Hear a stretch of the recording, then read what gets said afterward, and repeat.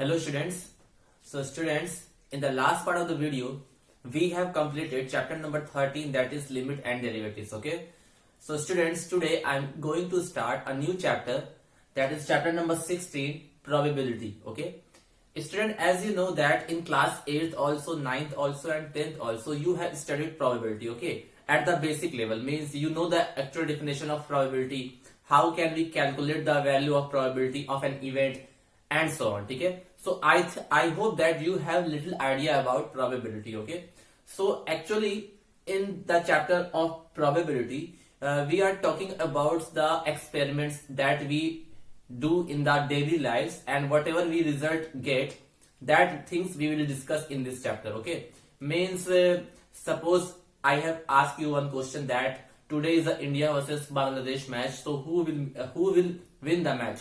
What is the probability of India winning the match? Okay, so you will tell your answer that 1/2, 1, and so on. So that much thing we will discuss in this chapter, probability. Okay. So for calculating the probability of any event, we should know what types of experiment we are going to do. Okay, means probability is generally based upon the experiment. Okay, and the event associated with the experiment is useful for calculating the probability. Okay, so first we should understand what is experiment and why we use random experiment, and then we will talk about the sample space, then we will talk about the events. After that we will study about the actual definition of probability. Okay, so I think that much thing that is you have already understood in the previous classes, but still I will tell you. Okay, so first thing we will learn in this chapter, that is random experiment. Okay, random experiment.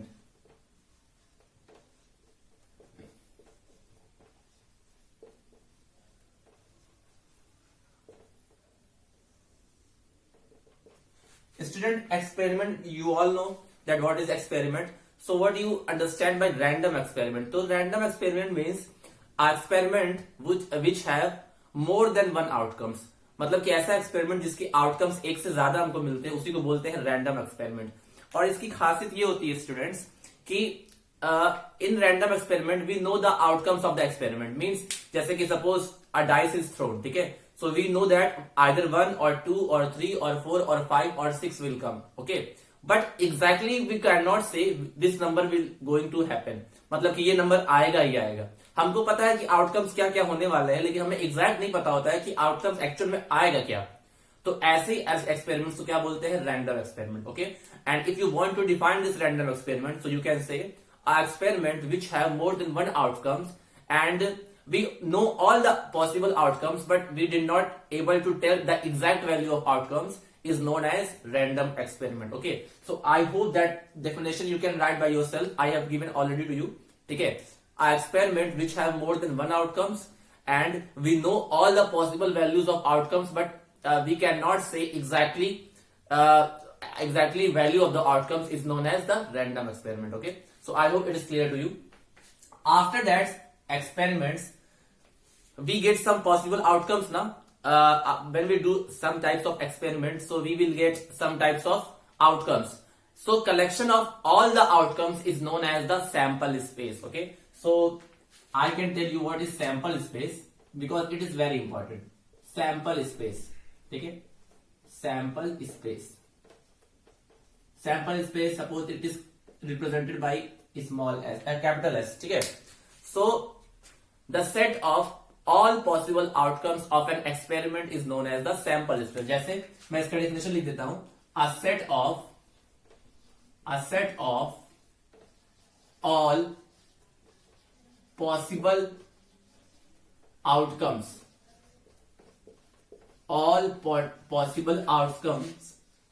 of an experiment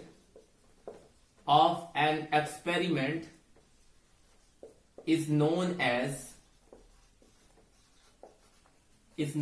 as sample space.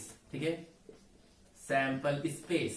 ठीक है, so what I have written, a set of all possible outcomes means sample space is a set. ठीक है, it is a set of all possible outcomes of an experiment. When we perform any experiment, so we get some types of outputs, so collection of that outputs is known as the sample space. For example, when a die is thrown, ठीक है, when a die is thrown, so what can be the sample space?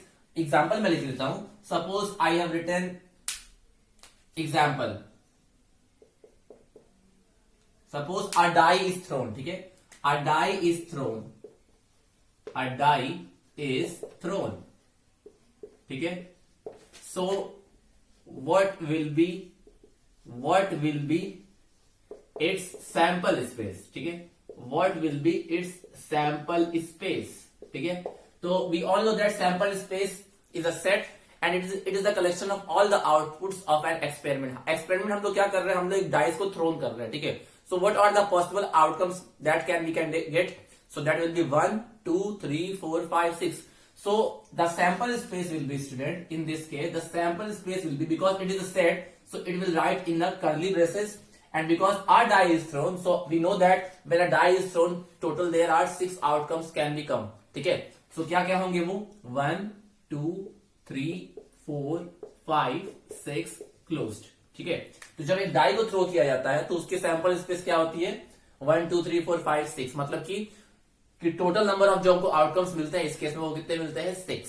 ठीक है, total number of outcomes अगर मैं count करूं तो कितने outcomes मिले? 1 2 3 4 5 6. तो यानी कि एनएस जो होगा उसी को बोलते हैं 6. ठीक है, ऐसे ही अगर एक कॉइन को टॉस किया जाए, so what will be the sample space? Sample space will be head and tail. ठीक है, 2 कॉइन को टॉस किया जाए तो sample space will be head head, head tail, tail head और टेल टेल. ठीक है, ये आपको पहले से ही पता है. ठीक है, सो this is the very important thing, that is sample space. In the question it can be asked that 3 coins are tossed, so what will be the sample space? तो आप सारे आउटकम्स लिख लेना कर्ली ब्रेसेस में, वही उससे क्या हो जाएंगे? Sample space. ठीक है, अब इसके बाद हम लोग इवेंट के बारे में बात करते हैं. Student, what is event? Event that is represented by capital E. ठीक है, सो इवेंट क्या होता है स्टूडेंट? इवेंट सैंपल स्पेस का ही एक पार्ट होता है, और in other word we can say it is the subset of sample space. सब आपने सेट चैप्टर पढ़ा था, तो सबसेट और सेट आपने सब कुछ पढ़ा है कि सबसेट क्या होता है, सेट क्या होता है, या सबसेट और सेट क्या होता है. तो जैसे कि मान लो मैं आपको एग्जांपल दूं कि ए में कुछ एलिमेंट्स है, दैट इज 1 2 3 4. ठीक है, और बी में मैंने लिखा मैंने 2 and 3. ठीक है, तो देखो जो 2 और 3 है वो ए में भी है, इसका मतलब जो हमारा बी होगा that will be the subset of A. That will be the subset of A. ऐसे लिखते हैं ना सबसेट को, तो ऐसे ही सबसेट यानी कि हमारा जो इवेंट होता है that is the subset of sample space. ठीक है, जो हमको टोटल पॉसिबल आउटकम्स मिलते हैं उसी में से हमारा इवेंट होता है. ठीक है, अब वो इवेंट कुछ भी हो सकता है, जैसे कि मैं बोलूं कि a die is thrown at once. ठीक है, so what is the probability of getting 1? ठीक है, तो गेटिंग 1 मीन्स इवेंट इज 1. हमें 1 चाहिए, तो उसका सैंपल वो क्या हो जाएगा? कर्ली ब्रेसेस में 1. ठीक है, तो यानी कि हम कह सकते हैं कि इवेंट जो होता है, an event is a subset of sample space. ठीक है, सैंपल स्पेस, ये आपको पता होना चाहिए कि इवेंट क्या होता है. Event is a subset of S. जैसे आपने कार्ड्स के बारे में क्लास 10 में पढ़ा होगा, deck of card. There are total 52 cards in which 4 suits are there, heart, diamond, spade and club. And we all know that in a pack of 52 cards only 2 types of color cards are present, that is red and black. 26 red, 26 black. So I want to ask you, what is the event when we will get one ace? ठीक है, so one ace मुझे चाहिए, तो 1 S हमारे heart में भी होता है, 1 एस हमारा स्पेड में भी होता है, 1 एट हमारा क्लब में भी होता है, 1 एस हमारा डायमंड में भी होता है. तो उसका जो इवेंट होगा उसको कैसे लिखेंगे? हम लोग लिखेंगे कर्ली ब्रेसेस में लिखेंगे, क्योंकि सबसेट है ना, तो सबसेट को भी हम लोग कर्ली ब्रेसेस में ही लिखते हैं. ठीक है, तो वो क्या होगा हमारा कि एस का हार्ट का एस, क्लब का एस, डायमंड का एस एंड स्पेड का एस. ठीक है, जैसे यहां पे एग्जांपल दिया है बुक में कि the event of drawing N S from a deck of cards. जैसे कि मैं इसका एग्जांपल लिखूं आपके सामने. Example,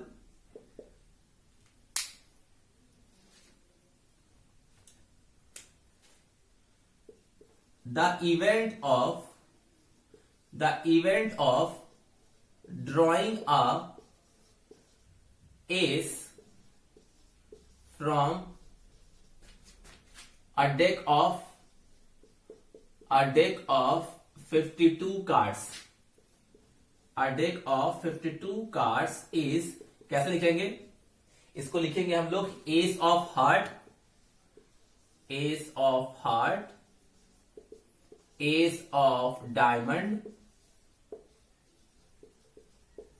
S of spade and ace of club.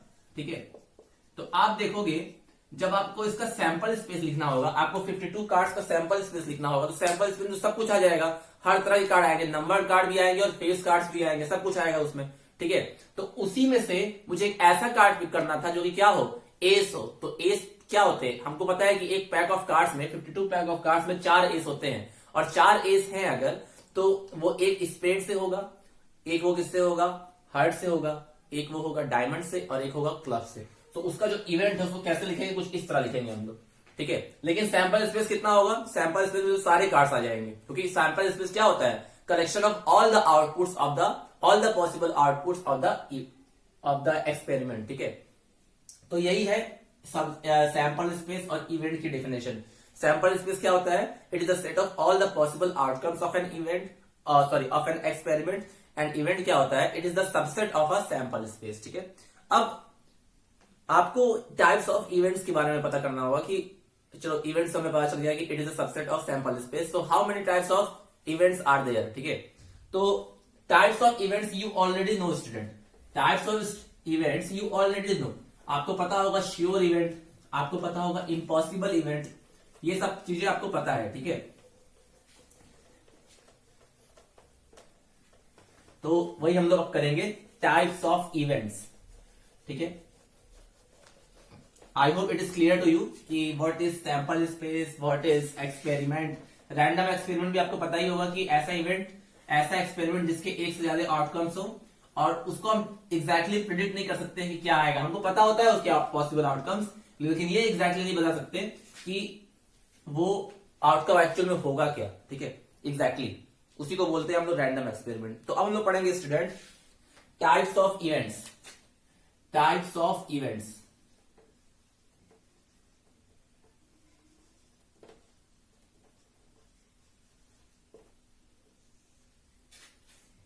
और हमारा पहला है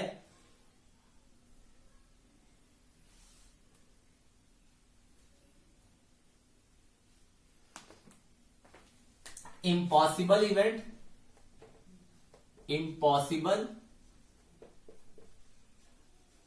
एंड श्योर इवेंट। एक साथ पढ़ लेते हैं इसको, श्योर इवेंट्स।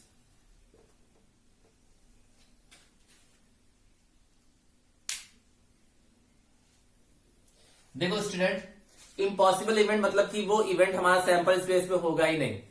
सैंपल स्पेस क्या होता है स्टूडेंट, सैंपल स्पेस एक तरह का क्या होता है, सेट होता है। ठीक है, तो अगर हमको इम्पॉसिबल इवेंट बताना है, इसका मतलब उस सेट में वो चीज है ही नहीं जो हमें चाहिए। मतलब कि इम्पॉसिबल इवेंट किसको आप आइडेंटिफाई करोगे, ऐसा इवेंट जो होगा ही नहीं, जो सैंपल स्पेस में ही ना हो। तो अगर सैंपल स्पेस में ही ना हो तो इसका मतलब वो कौन सा सेट होगा, वो एक तरह का एम्प्टी सेट होगा। ठीक है, तो जो एम्प्टी सेट होता है that is known as the impossible event of a sample space. क्योंकि सैंपल स्पेस क्या होता है, collection of all the possible outcomes, और एम्प्टी क्या होता है, मतलब कि एम्प्टी वाला तो उसमें होगा ही नहीं, जिसको वॉइड सेट भी बोलते हैं। ठीक है, तो empty set of the sample space is known as the impossible event. ठीक है, तो हम लिख सकते हैं इसको empty set, empty set, empty set that is phi is known as impossible event. ठीक है, empty set is known as impossible event. जैसे कि एग्जाम्पल भी आप दे सकते हैं, जैसे कि when a die is thrown, what is the probability of getting 8?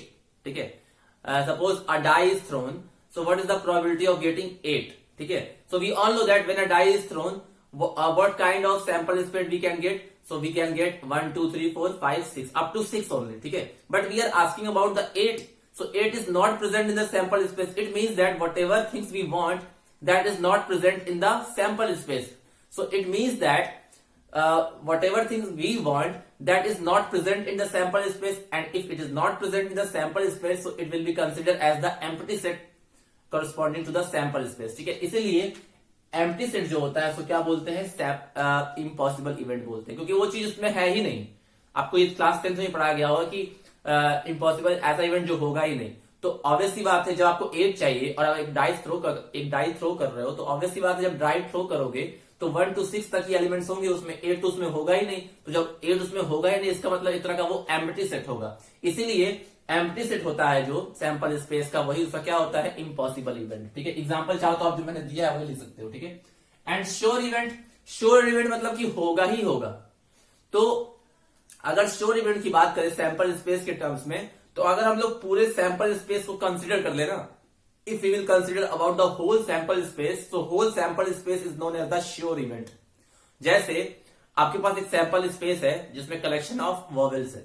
ठीक है, आपके पास एक सैंपल स्पेस है जिसमें कलेक्शन ऑफ वॉवेल्स है, and I told you that pick one vowels from that. ठीक है, pick one vowel from that sample space. So whatever vowel you will pick, that whatever letter you will pick, that will be vowel only. जैसे कि आपके पास sample space किस चीज का है, vowel का. आपके पास सैंपल स्पेस किस चीज का है, वॉवेल का. और वॉवेल क्या क्या होते हैं, ए ई आई ओ यू. ठीक है, एंड आई टोल्ड यू कि pick one letter that will be vowel, that should be vowel. आपको एक लेटर पिक करना है जो कि क्या होना चाहिए, वॉवेल होना चाहिए. तो आप जो भी पिक करोगे वो वॉवेल ही होगा. तो इसका मतलब क्या है, आप ए भी पिक कर सकते हो, आप आई भी पिक कर सकते हो, आप ई भी पिक कर सकते हो, आप ओ भी पिक कर सकते हो, और आप यू भी पिक कर सकते हो. इसका मतलब पूरा का पूरा सैंपल स्पेस ही हमारा क्या हो गया, उसका श्योर इवेंट हो गया. मतलब कि जो भी हम निकालेंगे हमको वही चीज मिलेगी. तो मतलब कि अगर हम सैंपल स्पेस के टर्म से बात करें, so sure event is the whole sample space. ठीक है, तो हम लिख सकते हैं द होल, ये तो हो गया एम्प्टी सेट के बारे में. The whole sample space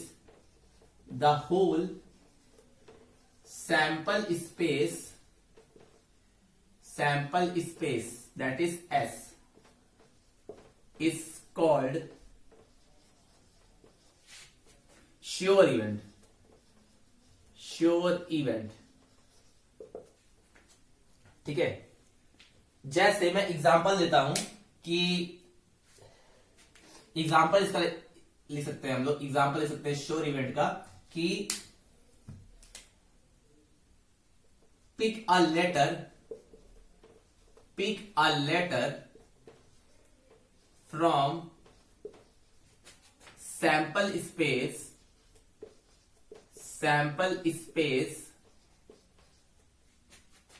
that is S. और एस क्या है, मान लो ए ई आई ओ यू. ठीक है, and the letter should B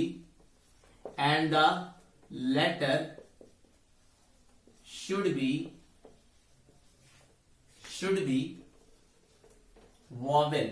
ठीक है, तो क्या होगा उसका, तो क्या होगा स्टूडेंट, आप खुद सोचो. आप जब इवेंट लिख रहे हो, आपको इवेंट कैसे चाहिए, आपको एक लेटर पिक करना है, और वो लेटर कैसा होना चाहिए, आपको एक लेटर पिक करना है किसमें से, सैंपल स्पेस में से, और वो लेटर एक वॉवेल होना चाहिए. तो आप क्या क्या पिक कर सकते हो, आप पिक कर सकते हो ए भी, आप पिक कर सकते हो ई भी, आप पिक कर सकते हो आई भी, ओ भी, यू भी, मतलब कि सारे ही पिक कर सकते हो. तो आप खुद देख रहे हो कि जो हमारा सैंपल स्पेस था वही हमारा इवेंट भी है. इसका मतलब इसी को क्या बोलेंगे, श्योर इवेंट. ठीक है, और इम्पॉसिबल के लिए मैंने जो एग्जांपल दिया था आपका डाई वाला, वो लिख सकते हो आप. ठीक है, तो ये हो गया हमारा sure and impossible event. Impossible event मतलब कि होगा ही नहीं, श्योर इवेंट मतलब पक्का होगा. इम्पॉसिबल इवेंट की probability you all know that 0 होती है, और श्योर इवेंट की प्रोबेबिलिटी 1 होती है, जो हम लोग आगे डिस्कस करेंगे अभी. ठीक है, क्योंकि अभी प्रोबेबिलिटी की मैंने डेफिनेशन नहीं बताया है, so that's why, because you know this thing in the class 10, that's why I am revising. ठीक है, सो these two types of events we have discussed, that is sure event and impossible event. After that, one unique event we will study, that is simple or elementary. Suppose ये हमारा first था, दूसरा मैंने क्या लिखा है, सिंपल और elementary event. ये क्या होता है,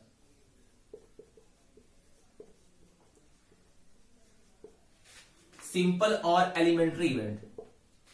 ठीक है, अब जैसे देखो, अगर किसी इवेंट में केवल एक ही सैंपल पॉइंट है किसी सैंपल स्पेस का, तो उस इवेंट को क्या बोलेंगे, एलिमेंट्री या सिंपल इवेंट। सिंपल इवेंट मतलब कि अगर आपके पास एक सैंपल स्पेस है, सैंपल स्पेस में कई सारे नंबर्स होंगे, कई सारे हमारे पास एलिमेंट्स होंगे, मान लो हमारे पास n एलिमेंट्स है, तो जो हमारा सिंपल इवेंट्स होता है, उस सिंपल इवेंट में केवल सैंपल स्पेस का एक ही एलिमेंट होगा। सिंपल इवेंट में सैंपल स्पेस का केवल एक ही एलिमेंट होगा, मतलब कि केवल एक ही पर्टिकुलर एलिमेंट होगा सैंपल स्पेस का, इसलिए इसको क्या बोलते हैं, सिंपल और एलिमेंट्री। तो हम इसकी डेफिनेशन ले सकते हैं कि if an event E has only one sample point, only one sample sample point मतलब element of sample space,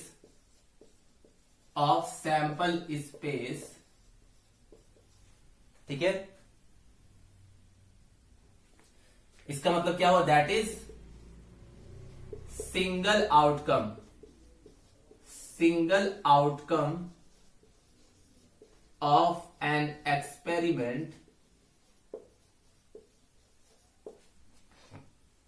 is called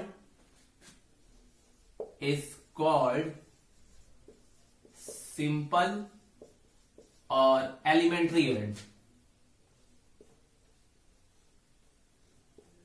simple और एलिमेंट्री इवेंट, ठीक है।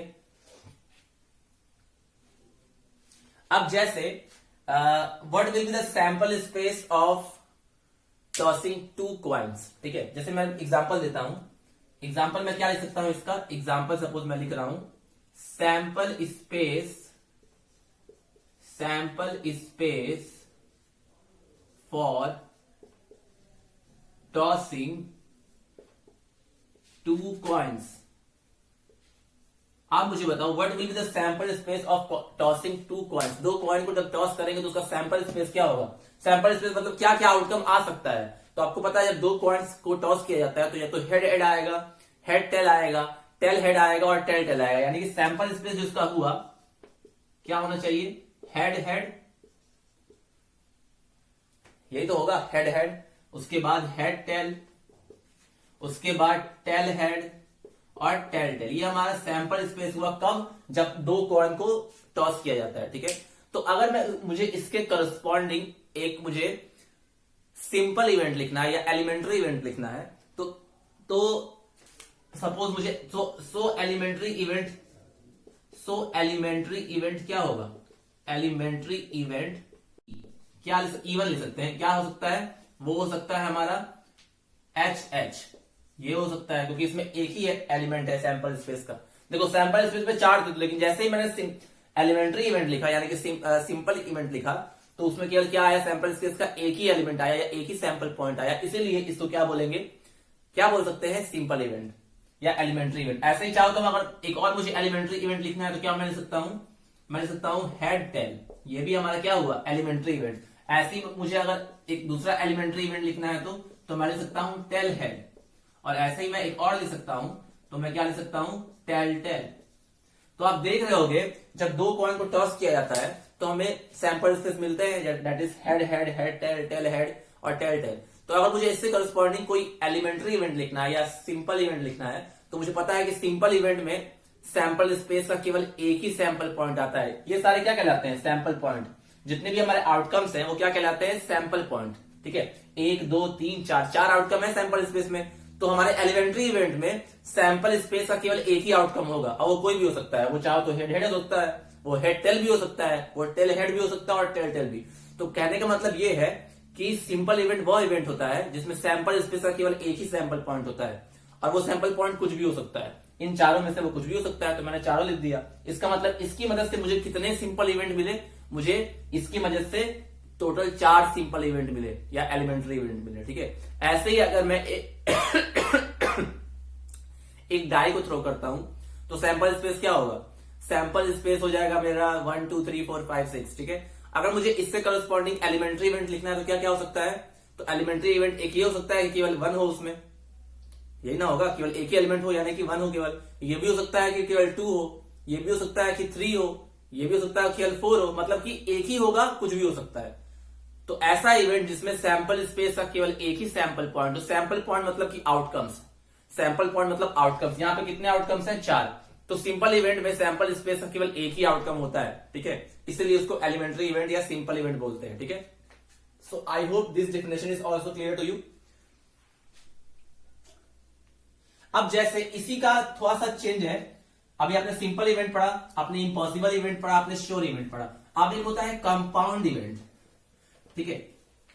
कंपाउंड इवेंट पे क्या होगा स्टूडेंट? जस्ट इसका अपोजिट, जस्ट इसका अपोजिट होता है कंपाउंड इवेंट, ठीक है। जैसे बिकॉज ये डिवीजन, ये हमारी डेफिनेशन वाली क्लास है, तो आप लोग सारे डेफिनेशन को अच्छे से देखिए, क्योंकि इसी से क्वेश्चन सॉल्व होते हैं, ठीक है। सो कंपाउंड इवेंट,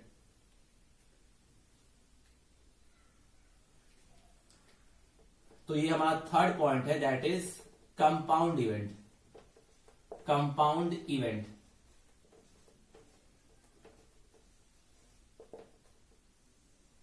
तो इसमें क्या थे? सिंपल और एलिमेंट्री इवेंट में कितने सैंपल पॉइंट्स सैंपल स्पेस के? एक। तो इसमें एक से ज्यादा होगा, ठीक है। So if an event suppose E has more than one sample point, sample point मतलब outcomes, more than one sample point of a sample space,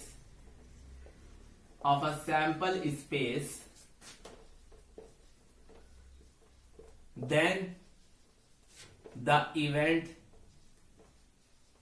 is called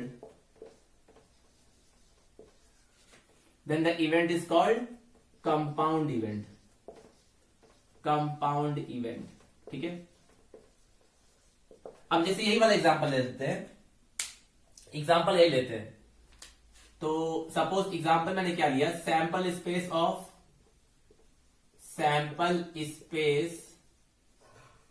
for tossing two coins, ठीक है। तो what will be the sample space for tossing two coins? So यहीं पे लिखा है मैंने, that is S is equal to, because sample space is set, so ये होगा हेड टेल हेड और टेल, ठीक है, ये होगा। तो इसकी करस्पॉन्डिंग कंपाउंड इवेंट क्या होगा? So the compound event will be,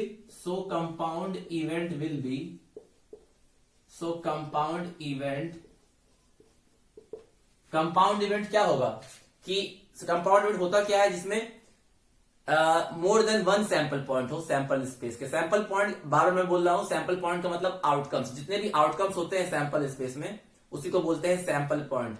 तो जब दो कॉइन को टॉस किया जाता है तो 4 आउटकम्स मिलते हैं। तो जब हम लोग कंपाउंड इवेंट रखते हैं तो उसमें सैंपल स्पेस के एक से ज्यादा सैंपल पॉइंट होते हैं, वो मैक्सिमम भी हो सकता है लेकिन मिनिमम एक से ज्यादा होगा।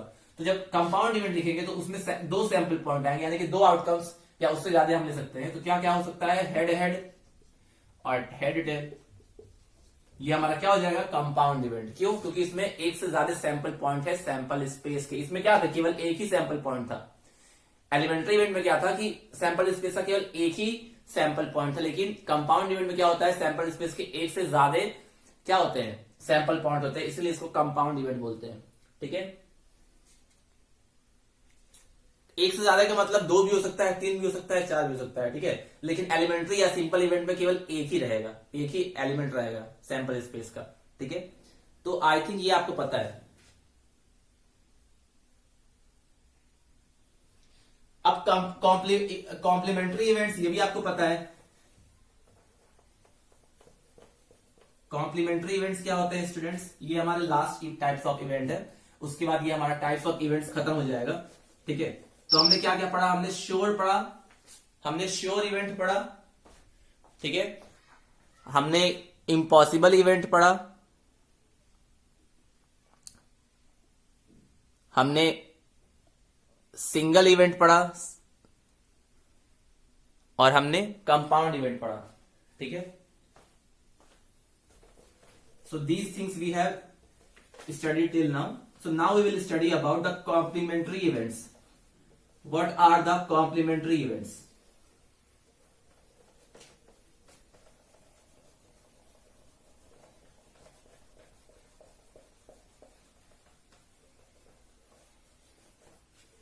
Now we will study complementary events.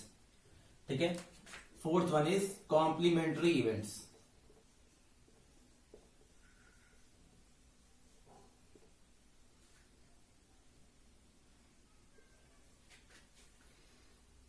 Complementary events.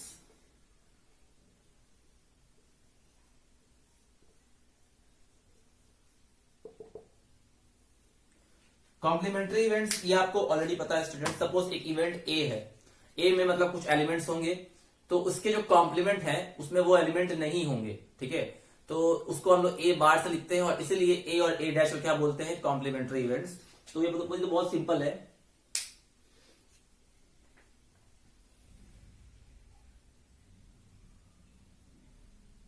Suppose if A is any event, suppose A is क्या है, एक इवेंट है.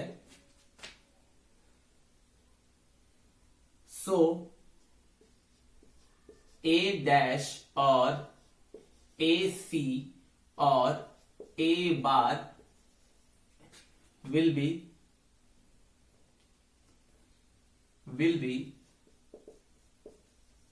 its complementary event.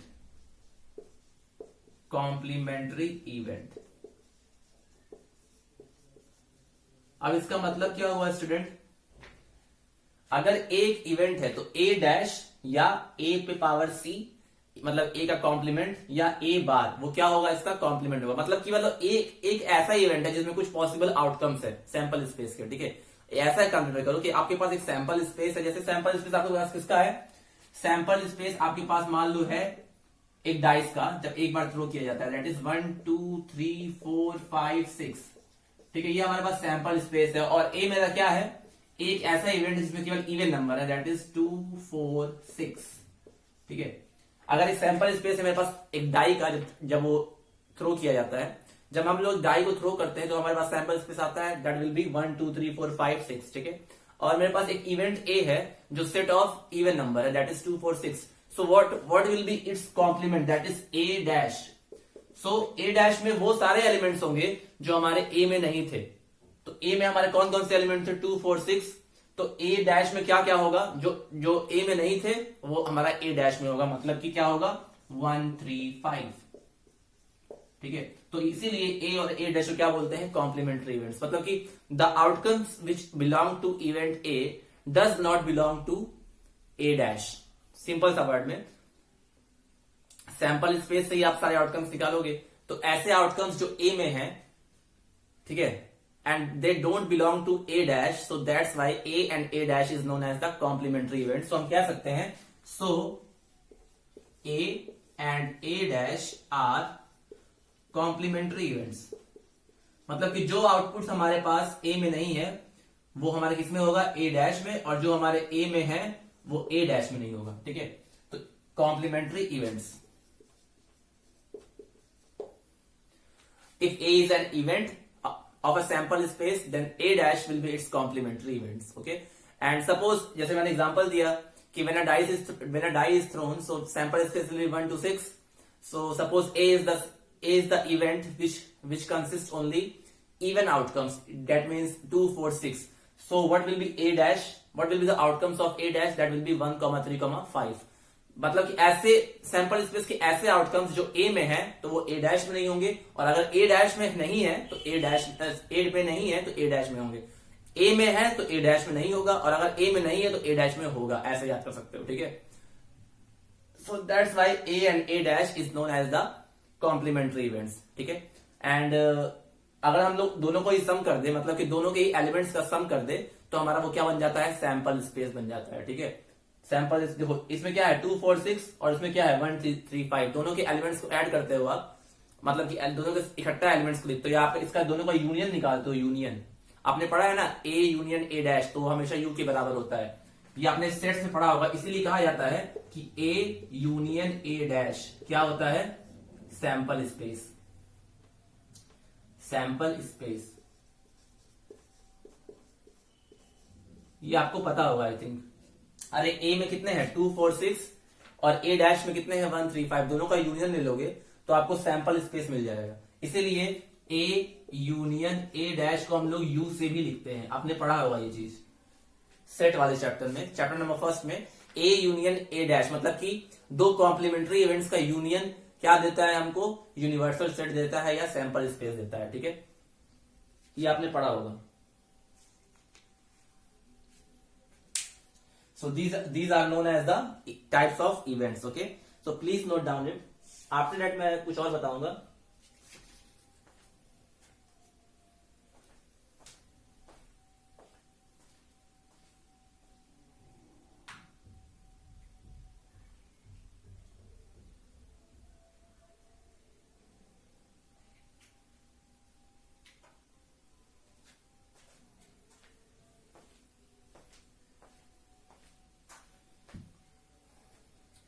ये सारे हमारे इवेंट्स हो गए।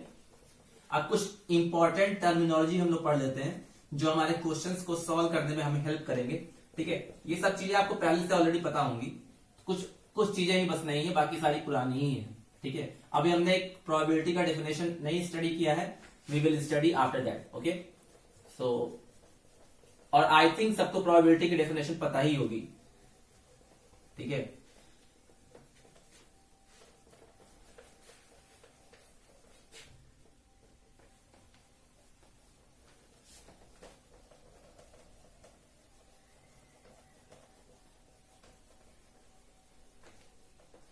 ये हमारे कुछ इंपॉर्टेंट इवेंट्स थे। अब ऐसे इवेंट्स पढ़ेंगे जो हम लोगों ने क्लास 10th में नहीं पढ़ाया था, जो हमने केवल 11th में ही पढ़ा है, आइदर सेट चैप्टर में या आप कह सकते हो रिलेशन एंड फंक्शन में, ठीक है। अब मैं आपको एक टर्मिनोलॉजी बताता हूं, इवेंट ए और बी, इसका क्या मतलब होता है। इवेंट ए और बी, ये इसका मतलब होता क्या है, ठीक है।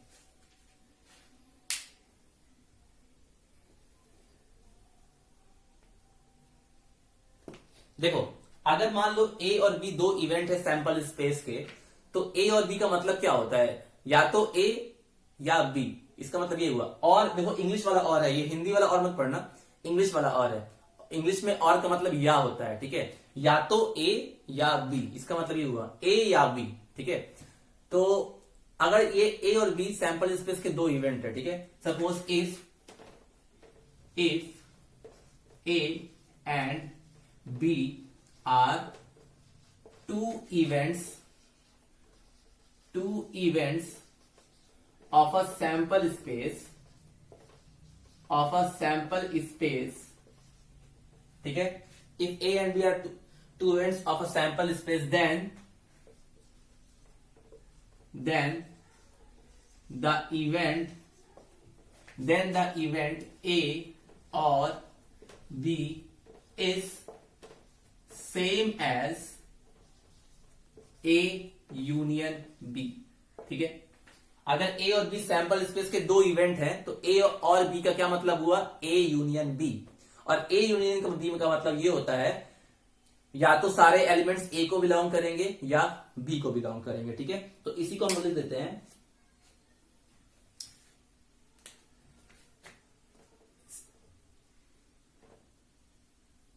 एंड क्या बोला, if A and B are two events of sample space then the event A और B is same as A union B and A union B consist all those elements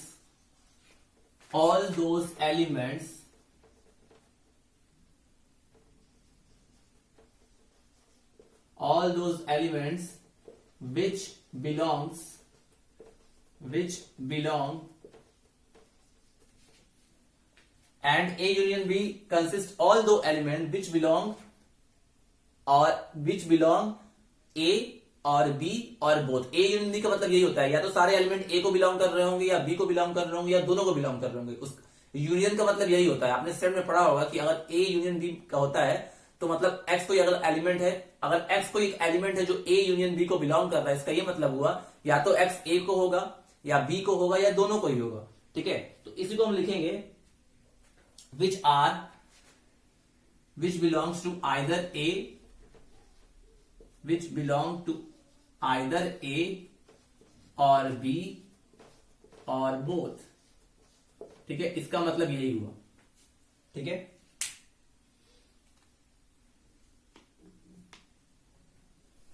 तो इसका मतलब अगर A और B लिखा है, event A और B, तो A और B क्या है, सैंपल इसके दो इवेंट है, तो A और B का मतलब ये हुआ A union B, and A union B में वो सारे एलिमेंट होंगे which will either belong to A और B और बोथ। ठीक है, एंड P अगर ऐसे लिखा हुआ है probability of A union B, अगर ऐसे लिखा हुआ है तो इसका क्या मतलब हुआ, so it denotes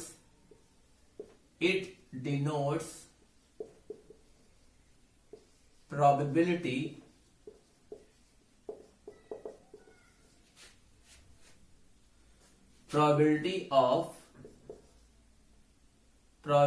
of A और B या और बोथ। ठीक है, अगर P of A union B लिखा हुआ है, इसका ये मतलब हुआ प्रोबेबिलिटी ऑफ A और B और बोथ, वही चीज है, बस आगे P लग गया मतलब कि प्रोबेबिलिटी। ठीक है, will occur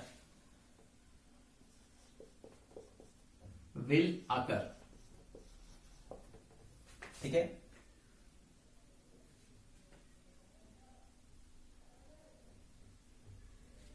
it denotes the probability that, यहां पे थोड़ा चेंज कर देते हैं,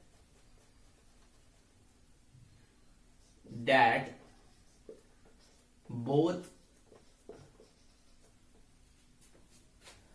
ठीक है, it denotes probability that both A और बी और बोथ विल अकर। ठीक है,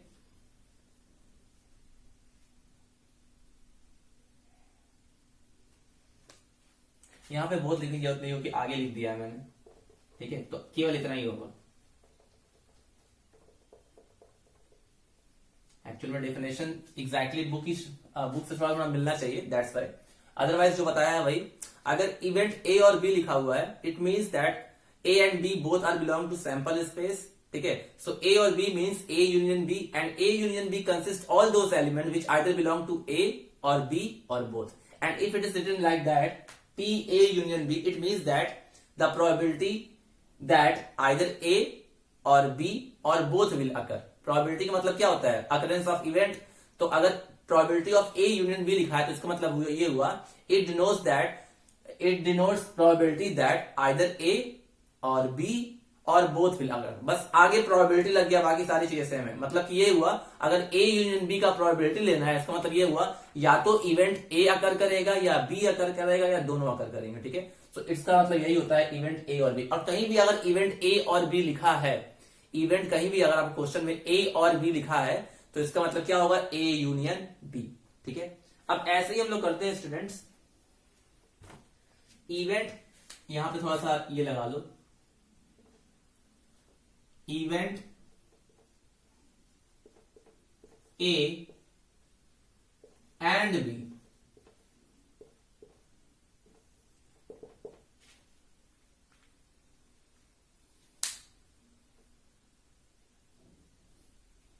इवेंट ए एंड बी। ठीक है, वही चीज है।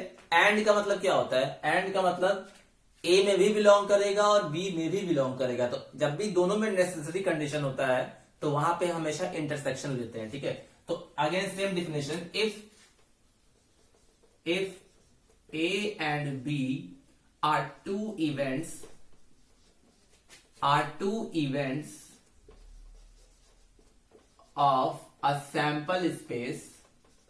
of a sample space, then the event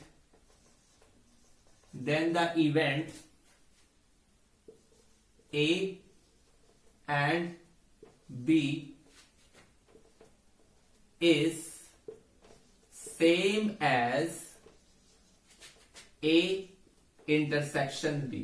ठीक है, अगर बीच में एंड वर्ड आता है, एंड मतलब कि और, हिंदी का और का मतलब हिंदी का या। ठीक है, तो इवेंट ए एंड बी लिखा है, तो अगर आपके पास ए और बी दो सैंपल स्पेस के इवेंट है, तो ए एंड बी का मतलब क्या हुआ, A intersection B. And A intersection B consist all those element which will belong to both A and B. ठीक है, and A intersection B consist all those elements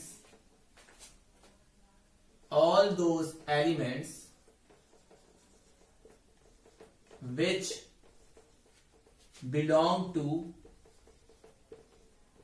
belong both A and B।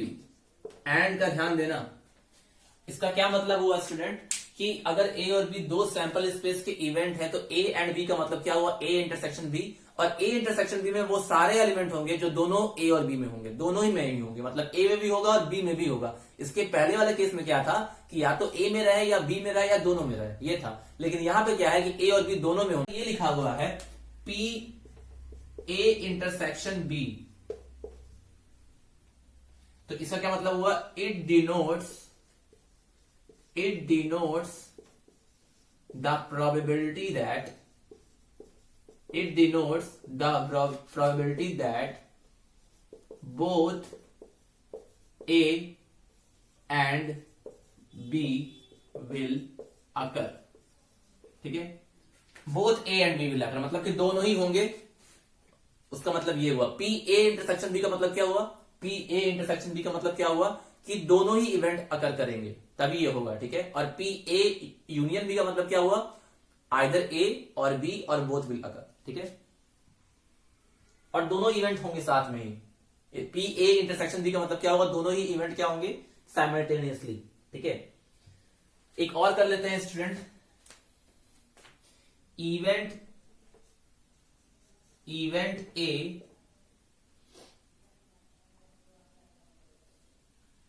but not B।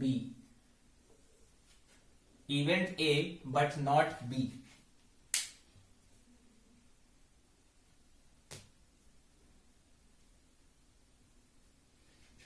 अब देखो A but not B, A but not B का मतलब ये हुआ कि ऐसे एलिमेंट्स जो A में तो है लेकिन B में नहीं है, तो ऐसे इवेंट को रिप्रेजेंट किससे करते हैं स्टूडेंट, ऐसे इवेंट जो A में है लेकिन B में नहीं है। आपने वेन डायग्राम पढ़ा होगा, तो वेन डायग्राम बनाया जाता है सर्कल बना के। ठीक है, तो ऐसे एलिमेंट जो ए में है और बी में नहीं है, उसको हम लोग डिफरेंस से रिप्रेजेंट करते थे, that is A minus B. So we will write the difference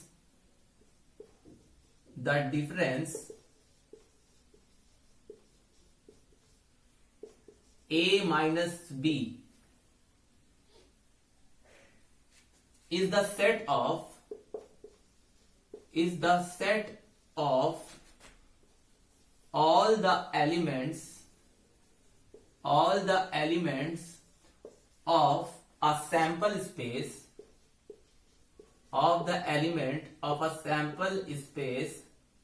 which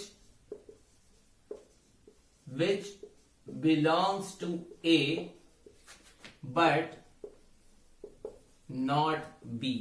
ठीक है, अगर राइटिंग में थोड़ी सी प्रॉब्लम है तो आप समझ सकते हो, मैं बोल भी रहा हूं।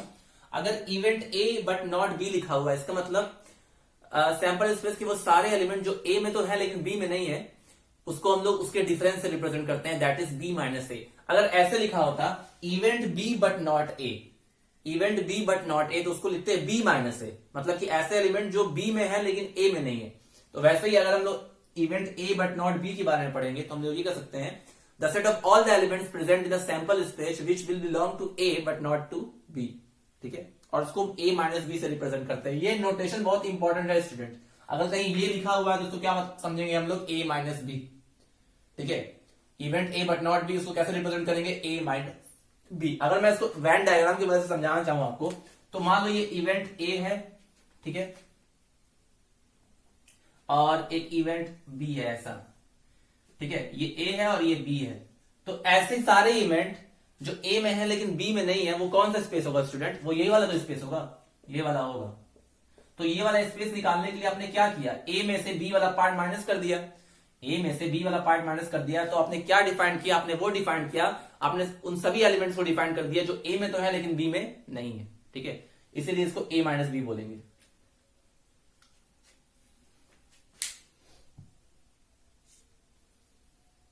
एक चीज और, जो हमारा ए माइनस बी होता है ना स्टूडेंट, ए माइनस बी जो होता है वो एक्चुअल में होता क्या है, ए इंटरसेक्शन बी का कॉम्प्लीमेंट। ये याद रखना आप, अगर आपने सेट पढ़ा होगा तो आपको ये चीजें समझ में आएंगी। अगर कहीं ए माइनस बी लिखा हुआ है तो उसको कह सकते हो ए इंटरसेक्शन बी डैश। कैसे बी डैश, आप खुद देखो, इससे मदद से समझो। मान लो कि एक सेट ए ये है और एक सेट बी ये है, ठीक है, तो अगर मैं उसका डिफरेंस निकालना चाहूं तो इस तरह तो दिख रहा है, लेकिन अगर मैं उसको इस तरह लिखना चाहूं तो मैं कैसे लिख सकता हूं, तो बी डैश का मतलब क्या होता है, ऐसे वो सारे एलिमेंट, अगर मैं बोलूं कि ऐसे सारे एलिमेंट जो ए में है लेकिन बी में नहीं है, ए में है लेकिन बी में नहीं है, तो इसका मतलब ये हुआ कि हम उसका अगर कॉम्प्लीमेंट ले लें और ए और बी डैश का इंटरसेक्शन ले लें तो वो हमारा ए माइनस बी के बराबर आना चाहिए। तो इसीलिए ए माइनस बी किसके बराबर आता है, ए इंटरसेक्शन बी डैश। इसको याद रखना आप। अगर आपको ये चीज समझ में नहीं आई है तो आप एक बार सेट चैप्टर जाके देखिएगा, आपको ये चीजें समझ में आ जाएंगी, ठीक है। बी डैश का मतलब क्या हुआ कि बी का कॉम्प्लीमेंट, मतलब कि वो सारे एलिमेंट जो बी में नहीं है, जो बी में नहीं है तो ए में होंगे, तो इसलिए अगर बी डैश का आप इंटरसेक्शन ले लोगे ए के साथ तो वो ए माइनस बी को रिप्रेजेंट करेगा, ठीक है।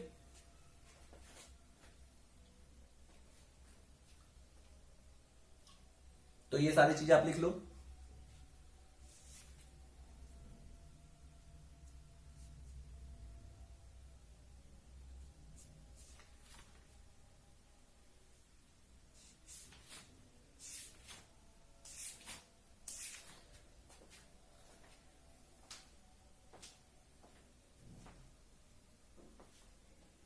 So I hope student that is enough for today because we have studied so many definition। तो हम लोग यहीं तक अभी बाइंड अप करते हैं इस पार्ट के लिए।